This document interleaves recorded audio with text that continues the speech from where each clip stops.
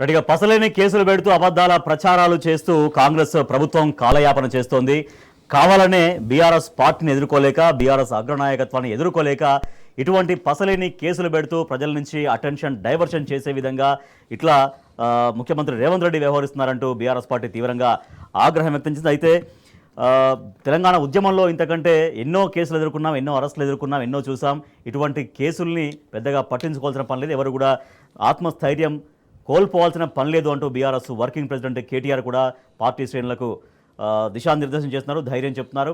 The same time రేపు ACB case విచారణకు హాజరవుతున్నారు. అయితే న్యాయవాదితో కలిసి విచారణకు హాజరు కావచ్చు అంటూ హైకోర్టు కూడా చెప్పినటువంటి పరిస్థితి. ప్రస్తుతం మనతో ఉన్నారు బీఆర్ఎస్ పార్టీ సీనియర్ నాయకులు డాక్టర్ మన్నె క్రిషాంక్ గారు. క్రిషాంక్ గారు నమస్తే. నమస్కారం. క్రిషాంక్ గారు, ఇప్పటిదాకా ఫైనల్గా అంటే క్విడ్ ప్రోకో దాకా వచ్చింది. ఏది ఫార్ములా ఈ కేసులో అవినీతి జరిగిందనేది స్టార్ట్ అయ్యి ఎలక్టోరల్ బాండ్స్ నుంచి మీదుగా క్విడ్ ప్రోకో జరిగిందనేది, సో వాళ్ళు జరిగిందని చెప్పడం, తర్వాత అందరూ కూడా అదే మాట్లాడడం, ఒక సెక్షన్ ఆఫ్ మీడియా అయితే పెద్ద పెద్ద హెడ్లైన్స్ పెట్టి అదే ప్రాపగండా చేయడం చూస్తున్నాం. సో బీఆర్ఎస్ పార్టీ ఇవన్నీ కూడా ఎట్లా ఎదుర్కోబోతోంది, ఏం చెప్తారు?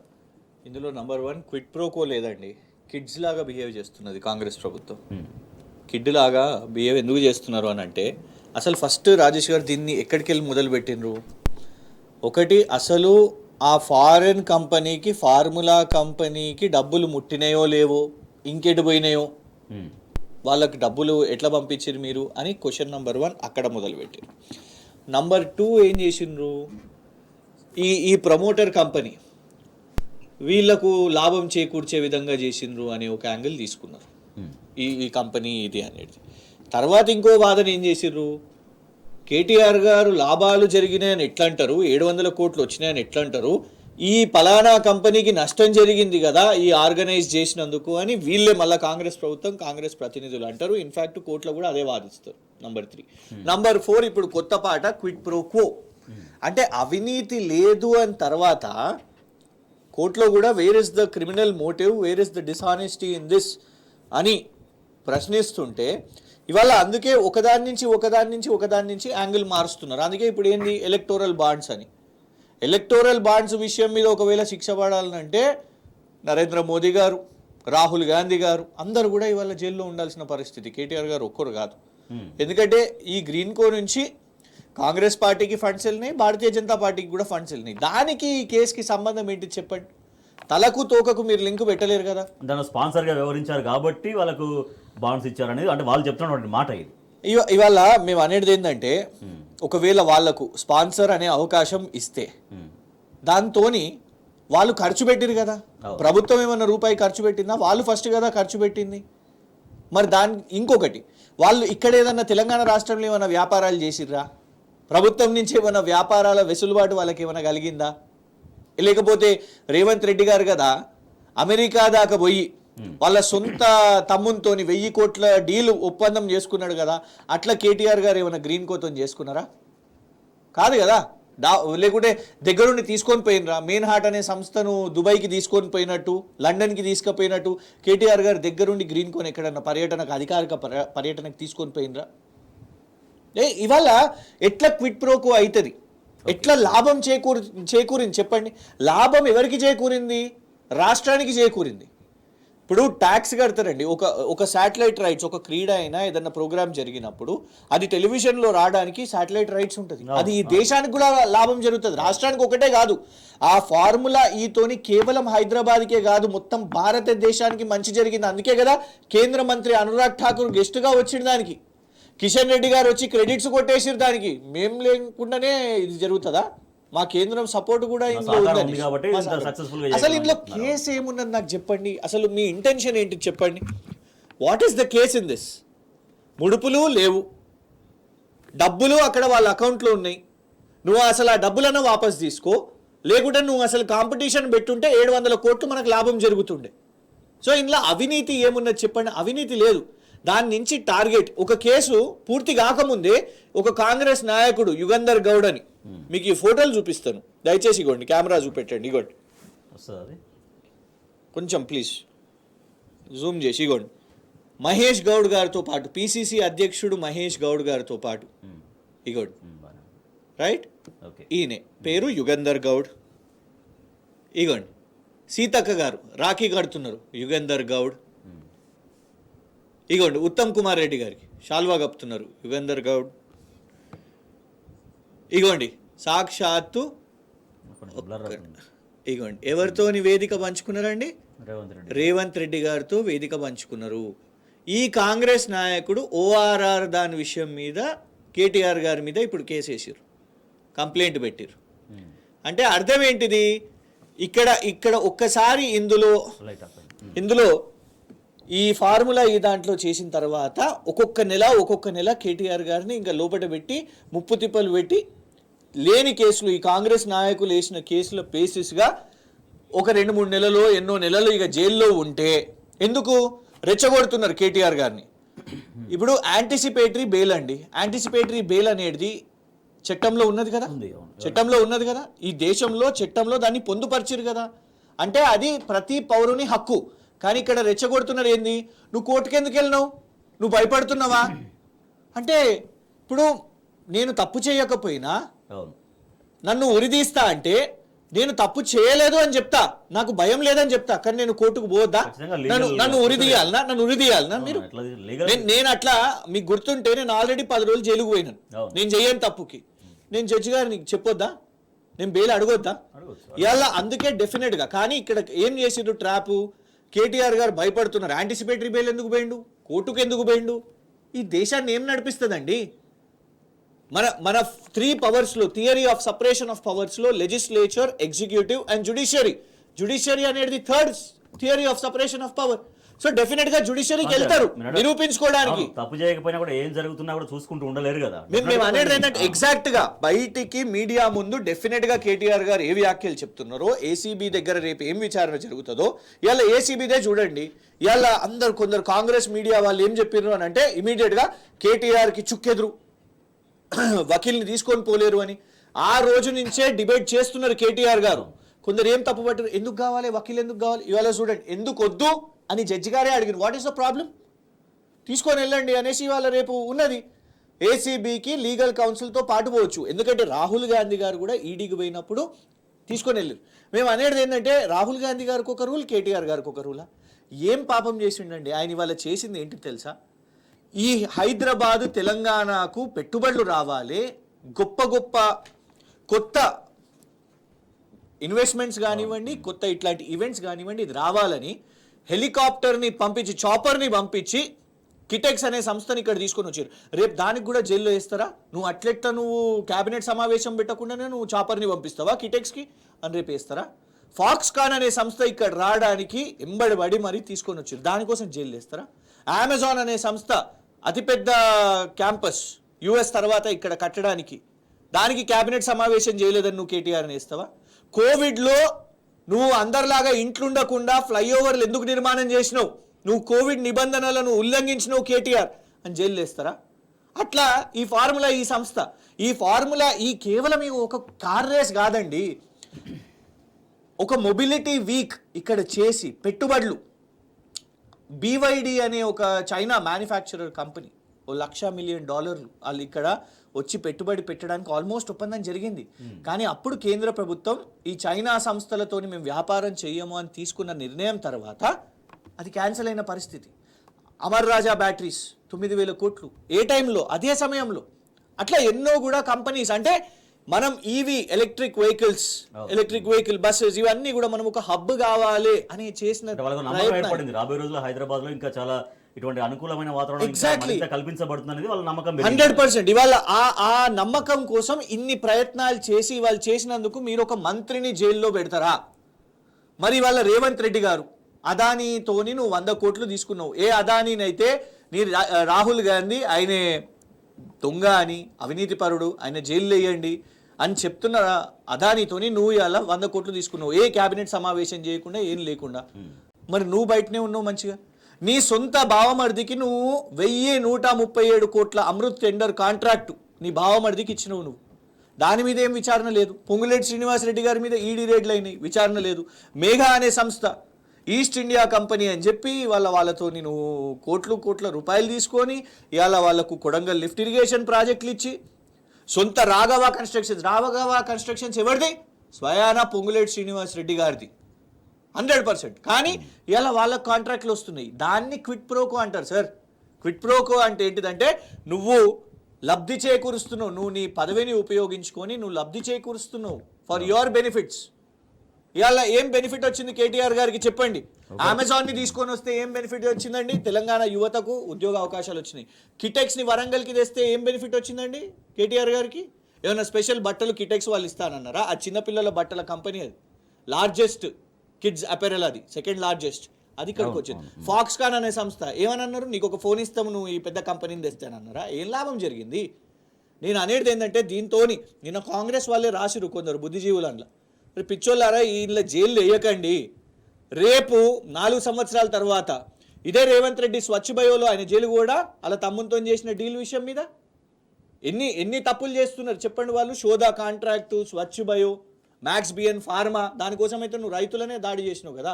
కానీ ఏ తప్పు చేయని కేటీఆర్ గారిని, ఒక నాయకుడిని ఇవాళ మనం జైల్లో వేసి కేవలం ఆయన చేసిన తప్పేంటిది? రైతు భరోసా. రేవంత్ రెడ్డి గారు మొన్న ప్రెస్ మీట్ పెట్టారు.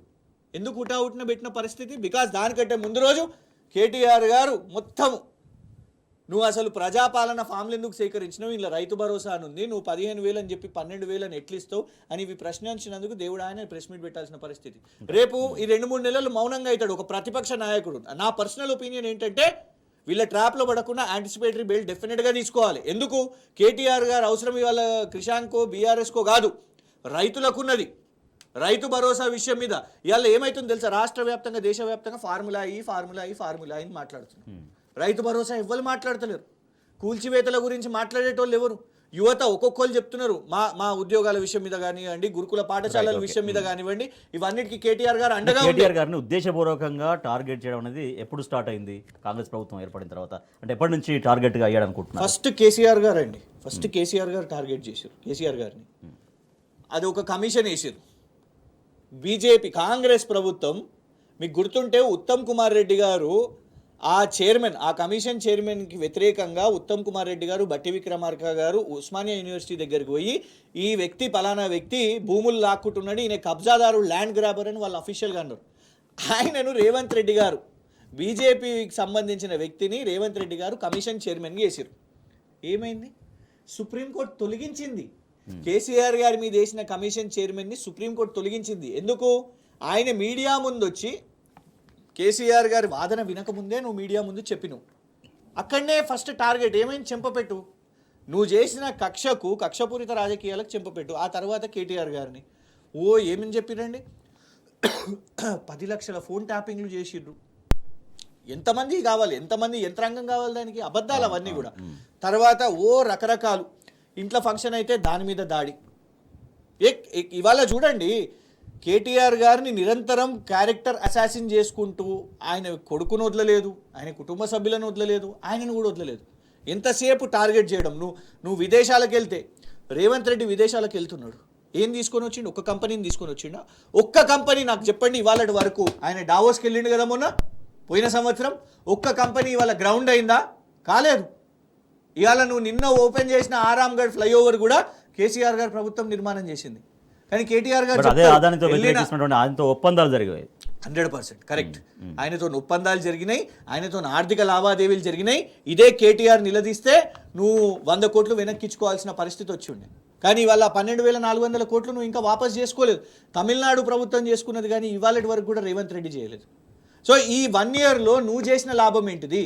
కానీ కేటీఆర్ 1 ఇయర్ నుంచి మంత్రిగా లేడు, కానీ వాళ్ళు గతంలో చేసిన పనులు కూడా ఇవాళకి రిఫ్లెక్ట్ అవుతున్నాయి. రాజేష్ గారు, ఈయన దిగుతున్న ఫోటోలు, ఈయన చేస్తున్న రిబ్బన్ కటింగ్లు అవన్నీ అప్పటి ప్రభుత్వంది కదా. సో అసలు పోలిక లేదు. ఫ్లైఓవర్ గురించి చెప్తున్నారు. ఎగ్జాక్ట్లీ. ఇవాళ ఏ ఫ్లైఓవర్ అయినా ఇవాళ వరకు నువ్వు ఓపెన్ చేసిన ఆరాంగఢ్ ఫ్లైఓవర్ అయినా, లేకపోతే మన శేర్లింగంపల్లిలో చేసిన ఫ్లైఓవర్ అయినా, ఇట్లా ఏ ఫ్లైఓవర్ అయినా కూడా నిర్మాణం చేసింది గత ప్రభుత్వంది కదా. నువ్వు ఇవాళ వరకు ఒక్క పని చేయకపోయినా కూడా ఇవాళ దానికోసం ఆయన మీద శిక్ష వేస్తూ జైలు పాలు చేద్దాం అనుకుంటున్నావు అంటే దాని వెనుక రహస్యం ఏంటిది? 3-6 నెలలు వాట్ ఎవర్ ఎంత డ్యూరేషనో ఎవ్వరిగా పబ్లిక్ ఇష్యూస్ మాట్లాడొద్దు, ప్రజా అంశాలు మాట్లాడొద్దు. సో మేము అనేది ఏంటంటే ఒక రాహుల్ గాంధీ గారి బెయిల్ ఉన్నప్పుడు, సోనియా గాంధీ గారికి బెయిల్ వచ్చినప్పుడు, వీళ్ళందరూ బెయిల్లో ఉన్నప్పుడు ఎందుకు కేటీఆర్ గారి వల్ల వెళ్ళొద్దు? కోర్టుకు ఎందుకు వెళ్ళొద్దు? ఏమున్నది? ఈ అంశంలో ఏమున్నది? కోర్టే చెప్తున్నది కదా. ఇవాళ తిమ్మిని బమ్మి చేసి మీరు ఏదేదో చేసి మీరు ఒత్తిళ్లు పెట్టి ఇమీడియట్గా 24 గంటల్లోపే ఈడీ ఉరుక్కొచ్చేస్తుంది, కేసు పెట్టేస్తుంది ఇంత స్పీడ్గా. సో ఒక్క వ్యక్తిని ఇట్లా టార్గెట్ చేస్తున్నారు అని అంటే ఖచ్చితంగా మేము అనేది ఏంటంటే, చూడండి కేటీఆర్ గారు ఎంతో మంది కోసం నిలబడ్డారు, జైలుకి వెళ్ళిన వాళ్ళ కోసం నిలబడ్డారు, రైతుల కోసం నిలబడ్డారు, నాలాంటి వాళ్ళ కోసం నిలబడ్డారు, మహిళల కోసం నిలబడ్డారు, లగచర్ల గిరిజన మహిళల కోసం నిలబడ్డారు, ఆటో డ్రైవర్ల కోసం నిలబడ్డారు. వాళ్ళందరూ కూడా రేపు నిలబడతారు కేటీఆర్ గారి పక్షాన. ఇంత మూర్ఖత్వమా? అసలు ఏమున్నది ఈ కేసులు? ఏమున్నది? రేపు ఒక పెట్టుబడి రావాలంటే, ఒక అంతర్జాతీయ సంస్థ ఇక్కడికి రావాలంటే వెనుకడిగేసే పరిస్థితి. ఎల్ఎన్టీ సీఈఓనండి, హేళననా రేవంత్ రెడ్డి చేసేది? ఎల్ఎన్టీ సీఈఓ ఆయన ఏమన్నాడు, నీ బస్సు స్కీమ్ చేయబట్టి మెట్రో నష్టాల్లో పోతుంది అని అంటే ఆయన బొక్కలు వేయండి అని నేను మా పోలీస్కి చెప్పినా అని చెప్పారు. రేవంత్ రెడ్డి గారు నువ్వు ఒకటి తెలుసుకోయిందంటే, కేటీఆర్ గారు భరిస్తారు, పోతారు, జైలుకు పోతారు కావచ్చు, నువ్వు పంపిస్తే నేల మీద వండుకుంటాడు, సామాన్యుల్లాగా అక్కడ ఉంటాడు, నువ్వు పెట్టే జైలు తిండి తింటాడు కావచ్చు.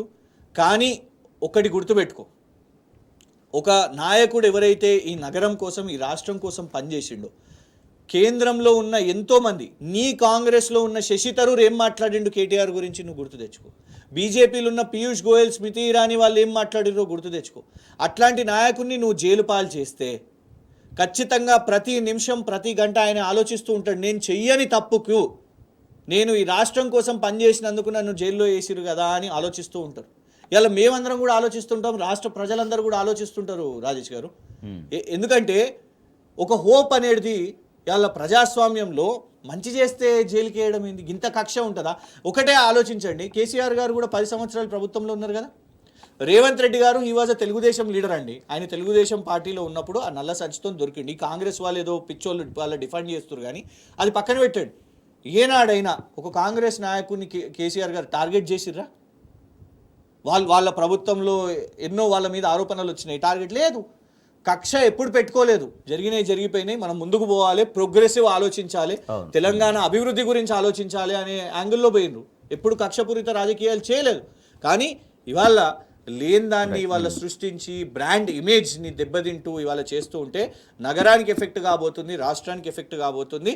నీ ఫోకస్, రేవంత్ రెడ్డి గారి ఫోకస్ పాలన కాదు, పగా ప్రతీకారం మీద కనబడుతుంది అని అర్థమవుతుంది. ఫార్ములా ఈ రేసు వ్యవహారంలో ఇప్పుడు అవినీతి జరిగిందనేది వాళ్ళు చెప్తున్నటువంటి ఆరోపణ. ఓకే, అయితే ఇప్పుడు కేటీఆర్ గారిని వారిపైన కేసు పెట్టడం, తర్వాత మరి దాంట్లో వాళ్ళకు ముట్టినే అంటున్నారు, మరి వాళ్ళపైన కేసు ఎందుకు పెట్టలేదు అనేది ఒక ప్రాథమిక ప్రశ్న. ఒకటైతే ఇట్లా ఏకంగా ఒక అంతర్జాతీయ స్థాయిలో గుర్తింపు వచ్చినటువంటి ఈ రేసుకు సంబంధించి ఇంత ప్రశ్నార్థకంగా, ఉనికినే ప్రశ్నార్థకంగా మారిస్తే మీరు అన్నట్టుగా మొత్తం ప్రపంచ దేశాల ముందు హైదరాబాద్ బ్రాండ్ అనేది పూర్తిగా ఒక గందరగోళంలో, ఒక ప్రశ్నార్థకంలో పడే ప్రమాదం లేదా? డెఫినెట్గా అండి. ఇవాళ చూడండి ఎన్ని రోజులు తాత్సారం చేస్తారు చెప్పండి. మొన్న జడ్జి గారి ముందు ఒక ప్రశ్న వచ్చింది రాజేష్ గారు, ఇక్కడ కేటీఆర్ గారి తరఫున న్యాయవాదులు ఏమని చెప్పారు అని అంటే, మీరు ఇందులో ఎందుకు ఫార్ములా వాళ్ళని ఇందులో పెట్టలేదు అనేసి అన్నారు. ఇన్వెస్టిగేషన్లో భాగంగా చేస్తాం, అన్నీ కూడా ఇన్వెస్టిగేషన్లో భాగంగా చేస్తాం. అల్టిమేట్గా వాళ్ళు అడిగింది ఇలా ఈ కేసులో ఓటమి అనేది లేదు. మొన్న వాళ్ళు ఏమన్నారు, ఎందుకు వాళ్ళకి ఆర్డర్ వచ్చింది, ఎందుకు క్వాష్ పిటిషన్ రద్దయింది, ఎందుకు అని అంటే ఇలా విచారణ చేయాలి. ప్రతిదానికి జడ్జి గారి ముందు మేము విచారణ చేపట్టాలి. ఫార్ములా వాళ్ళని ఎందుకు పెట్టలేదు, విచారణ చేపట్టాలి. అవినీతి ఎక్కడుంది అంటే మమ్మల్ని విచారణ చేసే అవకాశం ఇవ్వండి. ఇలా క్రిమినల్ మోటివ్ ఏంటంటే మాకు విచారణ చేసే అవకాశం ఇవ్వండి. సో ఇవాళటి వరకు వాళ్ళు విచారణ ఏం చేయలే. ఈ సంవత్సరం నుంచి టైంపాస్ చేసారు, బురద జల్లిరు. ఒక్కటి దగ్గర కూడా వాళ్ళ దగ్గర ఇవాళ సమాధానం లేదు. నాకు ఆలోచించండి, ప్రభుత్వంలో ఉన్న వాళ్ళ దగ్గర కాగితాలు ఉంటాయా, ప్రభుత్వంలో లేని వ్యక్తి దగ్గర కాగితాలు ఉంటాయా? మరి కేటీఆర్ గారి దగ్గర ఏం డాక్యుమెంట్స్ ఉంటాయండి దీనికి సంబంధించి? ఓపెన్గా ఉన్నది కదా, ఓపెన్గా. ఇన్ఫ్యాక్ట్ ఫార్ములా వచ్చి నిన్ను కలిసిపోయినరు, నువ్వు పెట్టు మరి నీ దగ్గర ఏం బయట ఉన్నాయో. నువ్వు ఇవాళటి వరకు కూడా ఫార్ములా సంస్థ దానకిషోర్ గారికి ఏం లేఖలు రాసిందో నువ్వు బయట పబ్లిక్ డొమైన్లో పెట్టలే. నువ్వు ప్రభుత్వం నుండి కేటీఆర్ గారిని పెట్టుమని అంటున్నావు. ఆయన ఆల్రెడీ ఓపెన్గా ఉన్నాడు, ఇంకేం కాగితాలు ఉంటాయి చెప్పండి? ఆయన దగ్గర ఏముంటాయి? ఆ ఒప్పందాలు, అటర్స్ అన్ని కూడా ఇలా ప్రభుత్వం హ్యాండ్ ఓవర్. నన్ను కలిసారు, నాకు చెప్పారు దీంట్లో ఏమేం జరిగిందో, ఇంకా దాదాపుగా ఎన్ని, అదైతే చాలా పెద్ద ఛార్జ్ నాకు చెప్పారు అనేది ముఖ్యమంత్రి చెప్తున్నారు. అది చాలా పెద్ద అఫెన్స్. అది నిజం చెప్పాలంటే అసలు వాస్తవానికి గుంజాలనుకుంటే ముఖ్యమంత్రి రేవంత్ రెడ్డి గారిని కోర్టుకు లాగొచ్చు. ఎందుకంటే ఆయన ఎంత పెద్ద ఆరోపణ వేసిండు అసెంబ్లీలో నిలబడి. ఆయన ఏమన్నాడు అంటే, ఈ ఫార్ములా సంస్థ వాళ్ళు ఇందులో ఆర్థిక ఒప్పంద లావాదేవీలు జరిగినాయి కేటీఆర్ గారికి వారికి, నాకు వాళ్ళు చెప్పిర్రు, నాకు కూడా ఇంటి ఇచ్చిర్రు, నువ్వు గ్రీన్ సిగ్నల్ ఇచ్చాయని అన్నారని. ఆ విషయంకి వచ్చి కోర్టులో చెప్పు. నువ్వు నిజంగా అంతే సీరియస్ ఉంటే నువ్వు కోర్టులో ఎందుకు చెప్తలేవు నువ్వు దాని విషయం మీద? నువ్వే పెద్ద విట్నెస్ అవుతావు కదా ఈ కేసుకి, ఎందుకంటే అది అబద్ధం కాబట్టి. రేవంత్ రెడ్డి గారు ఒకటి ఏం తెలుసుకోవాలంటే, చూడండి ఇక్కడ రేవంత్ రెడ్డి అనే వ్యక్తి కాదు ముఖ్యం, తెలంగాణ ముఖ్యమంత్రి అండి. నువ్వు మాట్లాడేది నిజాలై ఉండాలి. నువ్వు ఒక ప్రతిపక్షానికి చెందిన ఒక కీలక నాయకుని మీద ఉట్టిగానే ఆరోపణలు వేస్తుంటే నమ్మశక్యంగా ఉంటుందా చెప్పండి? ఇవాళ నమ్మరు. చీఫ్ మినిస్టర్ ఆఫ్ తెలంగాణ మీద శంకిస్తే ఇక ప్రజలు they will not believe the government. ఇన్ని ఆరోపణలు వస్తున్నప్పుడు, ఇంత చర్చ జరుగుతున్నప్పుడు కేటీఆర్ గారు ఒక మానసికంగా ఎంత దృఢంగా ఉన్నారు ఈ సమయంలో? డెఫినెట్గా స్ట్రాంగ్ ఉన్నారు. చూడండి, ఈ పార్టీ ఉద్యమాన్ని చూసింది, లాఠీ దెబ్బలను చూసింది, అరెస్ట్లను చూసింది. సో ఇది కొత్త ఏం కాదు. కేటీఆర్ గారు దీనికి ఎప్పుడో ప్రిపేర్ అయి ఉన్నారు. ఎందుకంటే వీళ్ళు వచ్చినప్పటికెళ్ళి ఎంతసేపు అదే ఛాలెంజ్ చేసుకుని ఉన్నారు. వీళ్ళకి ప్రజలకు పనిచేయాలనే చిత్తశుద్ధి లేదు, కేటీఆర్ గారిని పంపాలి అనేది ఉంది. ఇది కాకపోతే ఇంకేదో. ఎందుకు కొడంగల్ రైతుల విషయంలో కూడా రిమాండ్ కాపీలో కేటీఆర్ గారి పేరుని పెట్టారు. వాళ్ళు రెచ్చగొడితేనే, కేటీఆర్ గారు రెచ్చగొడితేనే వాళ్ళు ధర్నాలు చేసిరట. పాపం వాళ్ళకి కడుపుమంట లేదు, వాళ్ళ భూమి పోతుందనే బాధ లేదు, కేటీఆర్ గారు చెప్తేనే చేసిరట. వీళ్ళు అట్లా రాసిర్రు. సో ఏదో ఒక దాంట్లో ఇరికించాలని. వన్స్ ఫర్ ఆల్ మేము అనేది ఏంటంటే, ఆయన ఈగో సాటిస్ఫై అవుతుంది, రేవంత్ రెడ్డి గారు ఈగో సాటిస్ఫై అవుతుంది ఏంటంటే కేటీఆర్ గారిని జైలుకు పంపితే ఆయన ఇక ఓకే నేను పంపించేసిన అనేది. కానీ అల్టిమేట్గా ఈ కేసు ఇక్కడ కూడా మేము అనేది ఏంటంటే, నష్టపోయేది మన రాష్ట్రం నష్టపోతుంది. రేపు అంతర్జాతీయ క్రీడలు ఆయన్నే కలలు కంటుండు కదా, ఒలింపిక్స్ పెడతారంట. ఇక్కడ రూపాయి ఖర్చు పెట్టకుండా పెడతాను, రూపాయి ఖర్చు పెట్టకుండానే ఒలింపిక్స్ ఇక్కడికి వస్తుందా, తెలంగాణ రాష్ట్రానికి వస్తుందా? అంటే ఏం జోకులు మాట్లాడుతున్నారు రేవంత్ రెడ్డి గారు. ఇలా ఒక మంచి కార్యక్రమాన్ని మనం ఇక్కడ చేపట్టినప్పుడు రేపు ఎవరైనా ముందుకు ఇక్కడికి రావాలి, తెలంగాణ రాష్ట్రానికి రావాలంటే నువ్వు వెల్కమింగ్ ఉండాలి. నువ్వు ఒక ప్రభుత్వం ఎక్కడి వరకు పని చేసుకుంటూ స్టాప్ చేసిందో నువ్వు ఆడికెళ్ళి కంటిన్యూ చేయాలి. నువ్వు ఏం చేస్తున్నావు? వెనుకకు పోతున్నావు. నువ్వు రాష్ట్రాన్ని వెనక్కి తీసుకొని పోతున్నావు. మన అభివృద్ధిని మనం ఏదైతే పదంలో ముందుకు పోయినామో దాన్ని వెనక్కి తీసుకుపోయి నీ పొలిటికల్ టార్గెటింగ్ని సాటిస్ఫై చేసుకోవడానికి పోతున్నావు. కాబట్టి లాంగ్ రన్లో ఇది ఎఫెక్ట్ ఏమీ కాదు. కేటీఆర్ గారికి 100% ఏమీ ఎఫెక్ట్ కాదు. కానీ మానసికంగా కొంచెం ఇబ్బంది ఏముంటుంది అని అంటే, ఇవాళ అందరం కూడా ఒకటే పనిలో ఉన్నాం. మాకు రాష్ట్రంలో ఎన్నో ఇష్యూస్ మాట్లాడాలి ఉన్నాయండి. మాకు ప్రజల పక్షాన ఇష్యూస్ మాట్లాడాలని ఉంది. కేటీఆర్ గారు కూడా he is not one among them. నా గురించే మాట్లాడండి, నా ఇష్యూ మాట్లాడండి కానే కాదు. ఆయన ఇవాళ కూడా మీరు ఆయన ఉపన్యాసాలు చూసినా కూడా ఆయన రైతుల పక్షాన మాట్లాడుతున్నాడు, ప్రజల అంశాలు మాట్లాడుతున్నాడు, వీళ్ళ గ్యారంటీల గురించి మాట్లాడుతున్నారు. మాకందరికి కూడా అదే చేయాలని ఉంది. సో ఆ టాపిక్ వద్దు, నేను రైతు భరోసా గురించి మాట్లాడను, గ్యారంటీల గురించి మాట్లాడను అనుకునే రేవంత్ రెడ్డి తప్పించుకోవడానికే దీన్ని మార్గాన్ని ఎంచుకున్నాను. Right, okay. లేని అవినీతిని ఆపాదిస్తూ బీఆర్ఎస్ వర్కింగ్ ప్రెసిడెంట్ కేటీఆర్ని బదనం చేసే వ్యవహారాన్ని మొత్తం తెలంగాణ రాష్ట్ర ప్రజానీకం అంతా గమనిస్తుందని, సో ఈ వ్యవహారంలో రాబోయే రోజులు ఎటువంటి పరిణామాలు జరిగినా కూడా బీఆర్ఎస్ పార్టీ శ్రేణులంతా చాలా ఆత్మస్థైర్యంతో ఉంటామని ప్రజల పక్షాన. ఒక్క నిమిషం ఇంకొక విషయం చెప్తాను. రాష్ట్ర ప్రజలు ఇంకొకటి కూడా చాలా సీరియస్గా ఒకటి గమనించాలి. ఏంటంటే ఇక్కడ 700 కోట్ల నష్టం జరిగింది. ఎందుకంటే నువ్వు క్యాన్సిల్ చేసినావు కాబట్టి, ఈ ఫార్ములా నువ్వు రద్దు చేసినావు కాబట్టి క్యాన్సిల్ చేసినావు. ఆల్రెడీ ఆ నష్టం అయిపోయింది కదా. 10 రోజుల క్రితమే రాష్ట్ర ప్రభుత్వం, కాంగ్రెస్ ప్రభుత్వం ముకుల్ రోహత్గి గారికి రిటైనర్ ఫీ ఇచ్చింది 50 లక్షల రూపాయలు. 10 రోజుల క్రితమే రాష్ట్ర ప్రభుత్వం తరఫున కేటీఆర్ గారికి మీద కేసులు కొట్లాడడానికి. మేమేమంటున్నామంటే, ఆల్రెడీ ఒకసారి ఇట్లా కేసీఆర్ గారి మీద మీరు దుష్ప్రచారం చేసుకుంటూ సుప్రీంకోర్టులో కేసు కొట్లాడారు. ఏమైంది? అది కాంగ్రెస్ ప్రభుత్వం కేసు ఓడిపోయింది. సుప్రీంకోర్టు ఏం చేసింది? కమిషన్ చైర్మన్ని తొలగించింది. ఇక్కడ కూడా మీరు ముకుల్ రోహత్గి గారికి 50 లక్షల రూపాయలు 10 రోజుల ముందే రిటైనర్ ఫీ ఇచ్చిరు కదా, మీరు డబ్బులు వృధా చేస్తలేరా? కేసీఆర్ గారి మీద, కేటీఆర్ గారి మీద మీరు రాష్ట్ర సొమ్మును వాళ్ళ మీద కేసుల కోసం మీరు ఇవాళ లక్షల రూపాయలు, కోట్ల రూపాయలు పెడుతూ మీరు ఇవాళ చేస్తున్నారు. ఆల్రెడీ ఆ రేసును క్యాన్సిల్ చేసి కాంగ్రెస్ ప్రభుత్వం, రేవంత్ రెడ్డి ప్రభుత్వం నష్టం చేసింది. ఇప్పుడు జైలు ఎట్టి పరిస్థితులనన్నా జైలు వేయాలని కోట్ల రూపాయలు నువ్వు కేసుల పేరు మీద, అడ్వకేట్ల పేరు మీద ఇవాళ నువ్వు దండగా చేస్తున్నావు Revanth Reddy. Right, okay. So మనం ఎటువంటి తప్పు చేయలేదు, న్యాయ పోరాటం చేద్దాం, అందరూ ఆత్మస్థైర్యంగా ఉండండి అంటూ BRS working president KTR party శ్రేణులకి, అలాగే ప్రజలకు కూడా పిలుపునిస్తున్నారు. ప్రజలకు కూడా చెప్తున్నారు, ఎవరెన్ని కుట్రలు చేసినా కూడా ప్రజల పక్షాన ఖచ్చితంగా మీకోసం మీకు అండగా నిలబడతామని చెప్తున్నారు BRS party working president KTR. ఈ వ్యవహారంలో ఎటువంటి పరిణామాలు జరిగినా కూడా పార్టీ శ్రేణులందరూ కూడా చాలా ఆత్మస్థైర్యంతో నిలబడతామని చెప్తున్నారు బీఆర్ఎస్ నాయకులు. Thank you so much doctor Manne Krishna గారు. సో ఇది వాళ్ళ బరాబర్ అడుగుదంలో ప్రత్యేక చర్చ. చూస్తూనే ఉండండి టీ న్యూస్.